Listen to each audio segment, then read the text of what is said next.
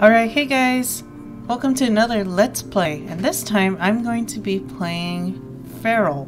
Right, so I totally forgot that I signed up for the open beta, the early access for this game. And then they sent me an email yesterday saying, hey, you got access, and I'm like, okay, totally forgot about this game. So Fer.al is made by the same team that did Animal Jam. I've never played Animal Jam, but when I saw the concepts for Fer.al, I was like, okay, let's give it a shot. It looks basically open world MMORPG style.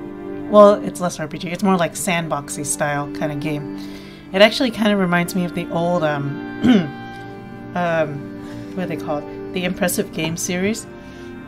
For those of you who are in those communities, you know what I'm talking about when I mean Impressive Games. Very sandboxy, open world, kind of just way to chat with friends and things like that. I know people get really crazy with roleplay and stuff like that. And actually, I do roleplay on Tumblr, so for those of you who are interested, I do have the information in the information section of my channel.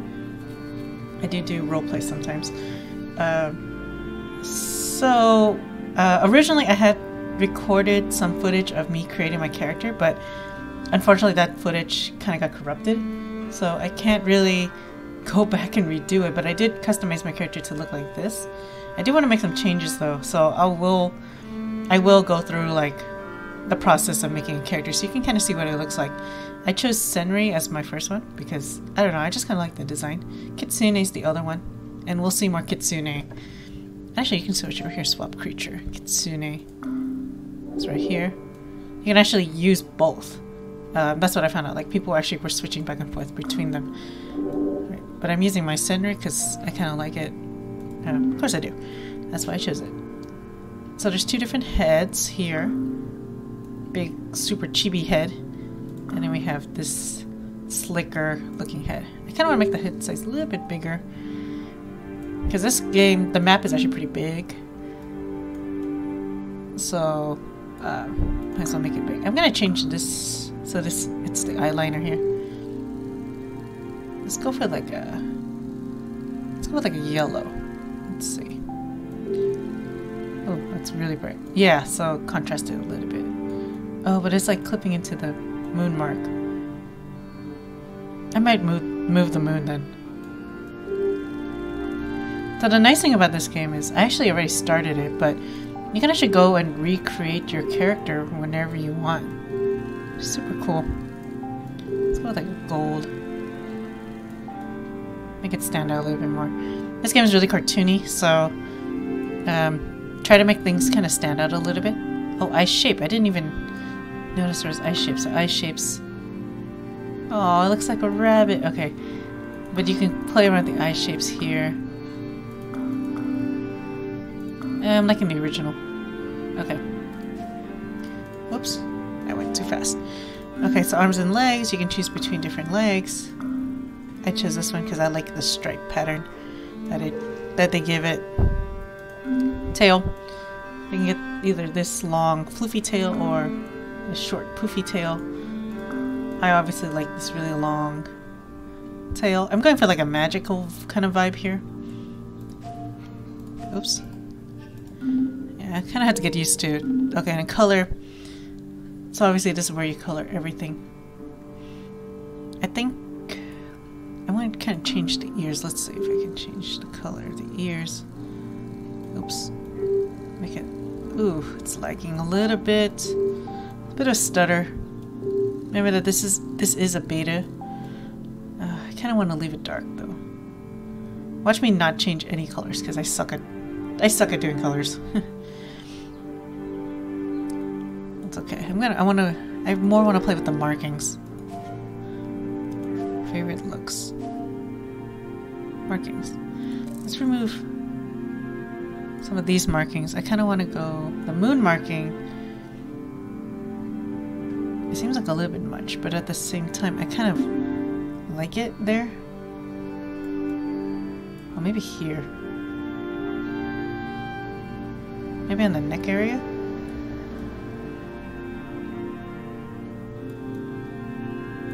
Nah, that sounds kind of weird. You can flip it too. Oops. I can already see like people going nuts with these. When I was playing earlier, there were people going nuts with the designs that they could do in this. It's really touchy though. Like it's, you really have to kind of be patient with it. Can I make it smaller? Oh yeah, I can make it smaller. Let's see if I can like do some sort of, yeah, like that. Can I kind of, it'd be nice if like there was a way to just maybe use the right click and just kind of adjust it a little bit. Like to turn it instead of using, see, that's as limited as I can get with this. Because I kind of want to flip it around. Oh, rotation, okay. Okay, there we go. So there's a rotation slider. See, like that almost? A little bit? Yeah. Okay, that's not bad. Okay, that's not bad at all. It'd be nice if you could use right click and just kind of swivel it. That looks pretty cool. I don't want to add like markings too. I feel like this is one of those things you can go on here forever. So you can do scars. No, I don't want a scar. You can like do these type of markings forever, you know. Oh, that'd be kind of cool. Let's see. Flip it around. Ooh. Let's do it again in yellow. Oops. And actually we can duplicate it. Oops. Shoot, that's not what I wanted. The first one. You can duplicate it on the other side to mirror across the body. There you go. So it's like the two together. Yeah, that looks really cool. Okay, I'm really working on this now. Okay, and then the back, I'm going to do back markings. Back markings. Let's go with like a tiger stripe kind of pattern. Oops. It's just kind of... Oh, I want it to be the same purple. Actually, so obviously the colors use hex codes, which is super useful. A lot of people do use hex codes when they're creating characters anyways. You can use something like paint.net or whatever to kind of help you find the colors, the hex code colors that you want, because it has a color picker. So it'd be really cool to see. So I can definitely see people recreating their characters in this game. Right. Okay, so maybe some extra striping here and there. Maybe another set of stripes. Let's see. Duplicate. Okay. Let's see. I keep like using my right click to kind of try to spin it, but it's not. It's just a regular click. Okay. There we go. That's not bad. Okay, I'm digging it. Although this color is different than the eyeliner color. But I like the color for the wisp a little bit more. So let's go ahead. I'm going to write this down. FB300. Okay. Head. No, color. Color. Eyes. This thing. So FFB300. Okay. Right? Yeah. Why does it feel like it's brighter? Lower just a touch. Yeah, for some reason that looks like it matches. Okay. And then the horns, I'll also keep it. I'll change the color to this new one. B300. Okay. Again, this one feels kind of... Maybe it's just me. I don't know. I'm just gonna lower it just a touch. And there we go. I think that looks pretty good. You know, maybe the horns are a little too much. Let me lower the horns a touch. There we go. I think that's better. I'm going to be seeing my character from this far away, so that's why I'm zooming out all the way. Okay. I'm kind of digging that. I'll keep that. I have a little basket on my side. Save. Scenery. Purple. Okay. Cool. You can actually save your designs. Just super nice. Ooh. Okay, so here's the game proper. As you can see, there's people everywhere. Some people are playing kitsunes, and oh, there's a dragon here. Oh, that's pretty. Like a koi kind of design. That's really nice. Alright. So, I guess let's just wander around the game world. Wander!